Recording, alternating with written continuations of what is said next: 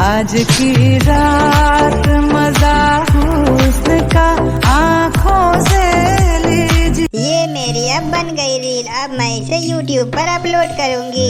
उसके बाद मैं बन जाऊंगी रील क्वीन। उसके बाद बनाऊंगी गुलाबी साड़ी वाली रील। चलो अब ये वाली माँ की लहंगा अब मैं उतार देती हूँ, नहीं तो माँ मुझ पर फिर से चिल्लाने लगेगी। आरुषि ये सब बोल ही रही थी कि तभी वहाँ पर उसकी माँ आ जाती है।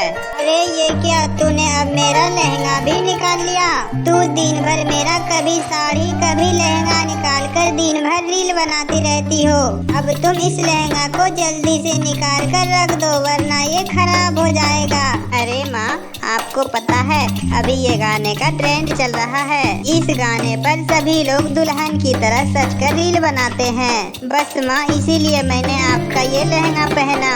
तुम्हें सिर्फ रील बनाकर फोन के सामने 10 तरह का मुंह करने आता है, लेकिन एक कप चाय तक तुझे नहीं बनाने आती। तेरी शक्ल देखकर ससुराल वाले अपना पेट भरेंगे क्या? अरे माँ, क्या हुआ? खाना बनाने के लिए एक नौकरानी भी तो आ सकती है ना। अरे शर्म कर ले थोड़ा भी। 2 दिन में शादी है तेरी और तुझे खाना के नाम पर कुछ भी बनाने नहीं आता। चल मेरे साथ, मैं तुझे किचन में कुछ खाना बनाने सिखाती हूँ। बस तेरे लिए मैं बाजार से कुछ लेकर आई हूँ। ये लो, ये लहंगा तुम्हारे शादी के लिए लेकर आई हूँ। अरे वाह माँ, मेरा लहंगा आ गया। ये वही वाली लहंगा है जो मैं पहनने के लिए कब से बेकरार थी। आखिरकार मेरे लिए आपने मेरी ये वाली लहंगा बनवा ही लिया। देखना माँ, इस पर मैं एक स्पेशल सी रील्स बनाऊंगी।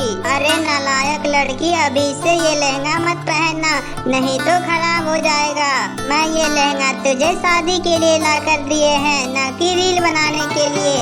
अरे माँ, आपने वो वाला गाना नहीं सुना है क्या? ये लहंगा बड़ा है महंगा, नहीं से तू हाथ लगा।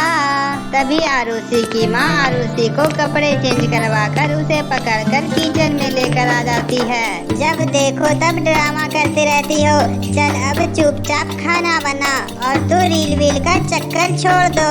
नहीं माँ, मुझे खाना बनाने नहीं सीखना है। चल तू सबसे पहले दाल बनाना सीख। दाल में थोड़ी सी नमक और उसमें थोड़ी हल्दी दे दो। तभी आरुषि दाल में थोड़ी नमक और हल्दी डालकर उसे गैस पर रख देती है। माँ, मैंने गैस पर दाल रख दिए, थोड़ी देर वेट करो।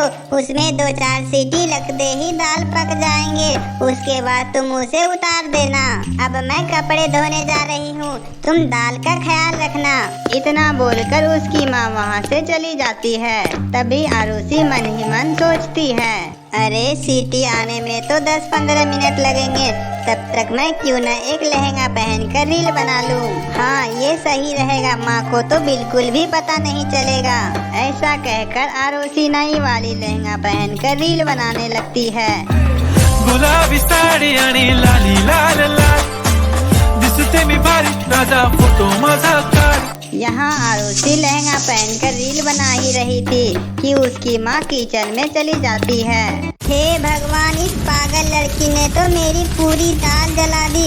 किचन में तो है भी नहीं, कहाँ चली गई? इतना सुनने के बाद आरुषि के रोंगटे खड़े हो जाते हैं। हे भगवान, ये क्या हो गया मुझसे? मैं तो दाल के बारे में पूरी तरीके भूल ही गई थी। आज तो मुझे माँ छोड़ेगी नहीं।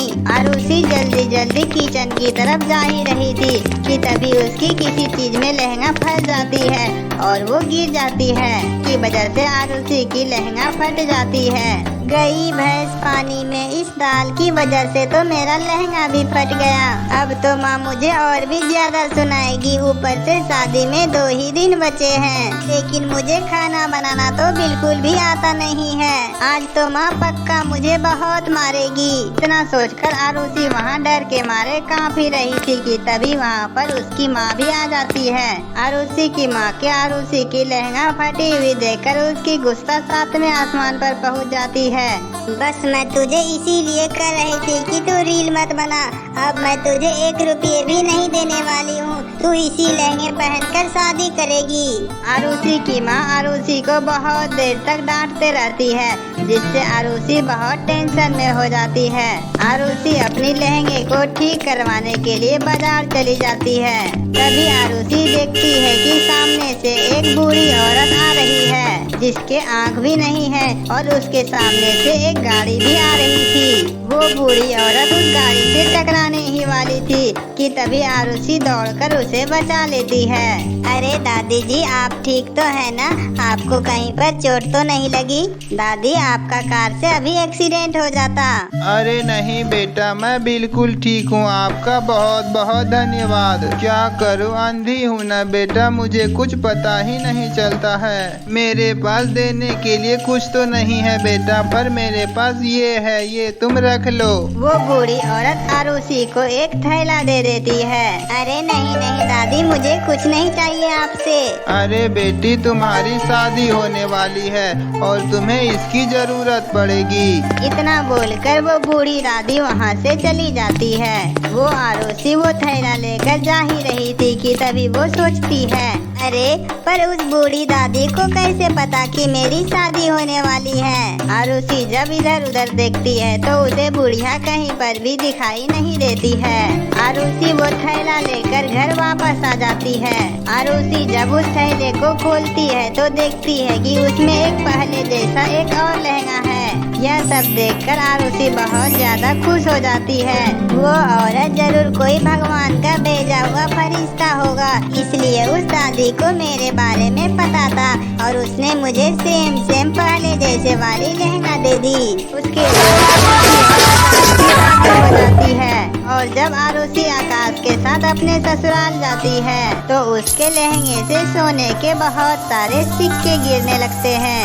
ये देखकर उसके ससुराल वाले बहुत हैरान हो जाते हैं। अरे भाभी, आप लहंगे में सोने के सिक्के लटका कर आए थे क्या? जो आपके लहंगे से सोने के सिक्के गिर रहे हैं। आरुषि अपने ननद को कोई भी जवाब नहीं देती है, पर आरुषि जैसे ही अपना कदम बढ़ाती है तो उसके फ्रॉक से और भी सोने के सिक्के गिरने लगते हैं। अरे आरुषि, मैं जानता हूँ कि तुम्हें लहंगे के बहुत शौक है, पर तूने अपने लहंगे में सोने के सिक्के भी लगवा लिए जो एक एक करके यहाँ गिर रहे हैं। अरे नहीं आकाश जी, ऐसा कुछ भी नहीं है। पता नहीं मुझे ये कहाँ से गिर रहे हैं। अरे तुम सब चुप रहो, मेरे घर में लक्ष्मी प्रकट हुई है, साक्षात लक्ष्मी।